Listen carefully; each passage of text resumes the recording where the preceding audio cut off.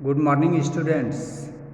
In my previous lecture, I had taught you about the alluvial soil and black soil. Today we will study about red and yellow soil. Previous lecture में मैंने आपको alluvial soil और black soil के बारे में बता दिया था। आज रेड एंड येलो सॉइल के बारे में स्टडी करेंगे। मैंने कल आपको बताया था कि जो कलर होते हैं सॉइल के वह उसके पेरेंट रॉक पे निर्भर करता है। उसके पेरेंट्स रॉक के कलर जिस कलर के होंगे उसी कलर के ही सॉइल पाए जाते हैं। Let's start. Red soil develops on crystalline igneous rocks in areas of low rainfall in the eastern and southern part of the Deccan Plateau. Red soil कहाँ पर डेवलप होता है? जो क्रिस्टेलाइन इग्नियस रॉक हैं, और वह एरिया कहाँ पर होता है? वह एरिया जहाँ पर लेस यानी लो रेनफॉल होता है, और वह भाग है ईस्टर्न और southern part of Deccan plateau. Yellow and red soil are also found in parts of Orissa, Chhattisgarh, southern part of the middle Ganga plain and along the piedmont zone of the western Ghats. अब हम देखेंगे एरियाज वाइज कि red soil और yellow soil कहाँ कहाँ पाया जाता है। इसमें उड़ीसा स्टेट में, छत्तीसगढ़ में, southern part of the middle Ganga plain में and along the piedmont zone of the western Ghat. Western Ghat के पीडमाउंट जोन जो है उस एरिया में रेड एंड येलो सॉइल पाए जाते हैं।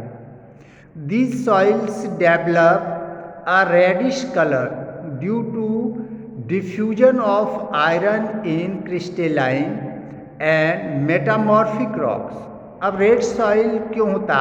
आप लोगों के पास अगर बुक हो तो आप अंडरलाइन कर लेना कि यह जो रेड सॉइल होता है रेडिश कलर का इसलिए पाया जाता है क्योंकि यहाँ पर आयरन जो क्रिस्टेलाइन और मेटामॉर्फिक रॉक में जो आयरन होते हैं उसका डिफ्यूजन होता है। उस डिफ्यूजन के कारण ही वे रेडिश कलर के होते हैं। It looks yellow when it occurs in the hydrated form. जब यह हाइड्रेटेड फॉर्म होते हैं, हाइड्रेटेड फॉर्म मीन्स क्या समझते हैं? जब उसमें वाटर कंटेंट्स होते हैं तब वह रेडिश से येलो कलर में चेंज हो जाता है। नेक्स्ट हम पढ़ेंगे, इतना आपने समझ लिया, रेड एंड येलो सॉइल आपने समझ लिया होगा। अब हम पढ़ेंगे laterite soil. Laterite has been derived from the Latin word later. Laterite शब्द जो है लैटिन वर्ड लेटर से बना है, which means brick. Brick means क्या होता है? ईंट। The laterite soil develops under tropical and sub tropical climate with alternate wet and dry season. Alternate wet and dry season. आपने क्या देखा कि लेटेराइट सॉइल डेवलप्स होता है कहाँ पर? Tropical and sub tropical. आप जानते हैं ट्रॉपिकल रीजन क्या होता है? जो इक्वेटर से 23.5 डिग्री नॉर्थ, जिसको कि ट्रॉपिक ऑफ कैंसर कहते हैं, और 23.5 डिग्री साउथ, जिसको ट्रॉपिक ऑफ कैप्रिकॉर्न कहते हैं। तो इसके जो एरियाज होते हैं उसे हम ट्रॉपिकल रीजन कहा जाता है। एंड सब ट्रॉपिकल जो 23.5 डिग्री से 63.5 डिग्री, 63.5 डिग्री नॉर्थ को आर्कटिक सर्कल कहते हैं, और 63.5 डिग्री जो साउथ में 66.5 डिग्री जो साउथ में जाते हैं उसको एंटार्क्टिक सर्कल कहते हैं। ये भाग जो होते हैं उसको सब ट्रॉपिकल रीजन कहा जाता है। तो इसी रीजन में ट्रॉपिकल और सब ट्रॉपिकल जो क्लाइमेट है उसमें alternate wet and dry season जो होता है उसमें लेटेराइट जोन या लेटेराइट सॉइल पाए जाते हैं उस एरिया में।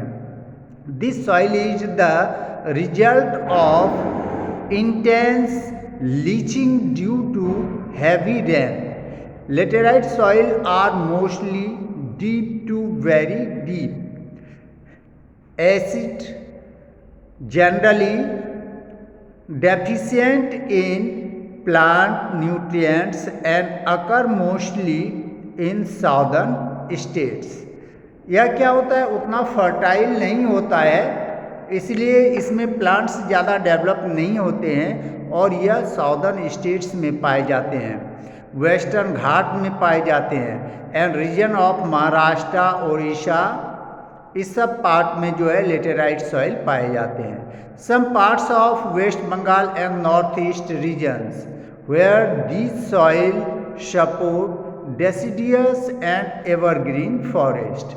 जो हम ईस्टर्न साइड में आएंगे और ईस्टर्न नॉर्थ ईस्ट साइड में और उसमें भी जो आता है बंगाल का रीजन, यहाँ पर दो प्रकार के फॉरेस्ट पाए जाते हैं, deciduous and evergreen forest. It is humus rich, humus जानते हैं, dead and decade part of the living organism, plants और एनिमल्स के जो सड़े गले भाग होते हैं उसी को ह्यूमस कहते हैं and it makes the soil fertile. यह सॉइल को फर्टाइल बनाता है, it increases the naturally fertility of the soil. यह सॉइल की नेचुरली फर्टिलिटी को बढ़ाता है। इसीलिए आप देखते होंगे कि जो ग्रामीण क्षेत्र में फार्मर्स होते हैं वे कॉडंग को या पेड़ों के पत्ते या जो घर में फल सब्जी के पील्स होते हैं इसको मिट्टी में दफना देते हैं और जब ये सड़ के मिट्टी के रूप में काले रूप में चेंज हो जाता है तो उसको फार्म में यानी खेत में डाल दिया जाता है। क्यों? क्योंकि इससे नेचुरल फर्टिलिटी बढ़ती है। But under sub sparse vegetation and in semi arid environment. Semi arid क्या होता है? एरिड रीजन होता है बिल्कुल ड्राई रीजन। सेमी एरिड जहाँ पर वर्षा तो होती है लेकिन कम होती है। It is generally humus poor, लेकिन वैसे जगह पर जहाँ पर कि बहुत ज़्यादा गर्म हो वहाँ पर ह्यूमस कम पाया जाता है। ऐसा क्यों होता है? ऐसा इसलिए होता है कि ह्यूमस में चेंज करने वाले, इट मीन्स जो प्लांट्स और एनिमल्स के डेड बॉडीज होते हैं उसको डिके करने में बैक्टीरियाज का, रेडवॉर्म का, इस सब का महत्वपूर्ण योगदान होता है। लेकिन ओवरहीट के कारण ये मर जाते हैं। जब यही बैक्टीरिया, रेडवॉर्म ये सब मर जाएंगे तो फिर ये प्लांट्स और एनिमल्स के जो डेड बॉडीज हैं इसको कन्वर्ट कौन करेगा? जब कन्वर्ट ही नहीं किया जाता है तो वैसे रीजन में ह्यूमस का अभाव होता है। They are prone to erosion and degradation due to their position on the landscape. After adapting appropriate soil conservation techniques, particularly in the hilly areas of the Karnataka, Kerala and Tamil Nadu. This soil is very useful for growing tea and coffee. जब techniques का use किया जाता है तो ऐसे soil पर tea coffee उगाया जाता है। ऐसे एरियाज में केरला, तमिलनाडु ये सब भाग आते हैं, कर्नाटका, इन सभी भागों में चाय और कॉफ़ी की खेती की जाती है। Red laterite soil in Tamil Nadu, Arunachal Pradesh and Kerala are more suitable for crops like the cashew nut. जो आप देखेंगे कि केरला, तमिलनाडु इस सब की रेड लेटेराइट सॉइल जो हैं यहाँ पर कैशू नट की खेती की जाती है और यह वहाँ के लिए सूटेबल होता है। थर्ड हम देखेंगे आज एरिड सॉइल, नेम से ही arid dry soil. Arid soil range from red to brown in colour. यह एरिड सॉइल जो होता है ये रेड से ब्राउन कलर के होते हैं। They are generally sandy in texture and saline in nature. ये टेक्सचर में सैंडी होते हैं यानी रेतीली भूमि होते हैं, और नेचर में ये सेलाइन होते हैं। In some areas the salt content is very high and common salt is obtained by evaporating the water. और कुछ एरियाज में कॉमन साल्ट यहाँ पर बहुत अधिक मात्रा में पाए जाते हैं, और वहाँ पर वाटर को इवेपोरेट करके उसे साल्ट निकाला जाता है। Due to dry climate, high temperature, evaporation is faster and the soil lacks humus and moisture. इसमें यह क्लाइमेट कैसा होता है, ड्राई होता है, और यहाँ की टेम्परेचर हाई होती है। हाई टेम्परेचर के कारण ही ड्राई होता है, और रेनफॉल भी कम होती है, क्योंकि हाई टेम्परेचर के कारण जो क्लाउड्स होते हैं उसका कंडेंसेशन नहीं हो पाता है, वह और ज़्यादा इवेपोरेट होके और ऊपर से वो जो निकल जाते हैं, रेनफॉल नहीं होता है।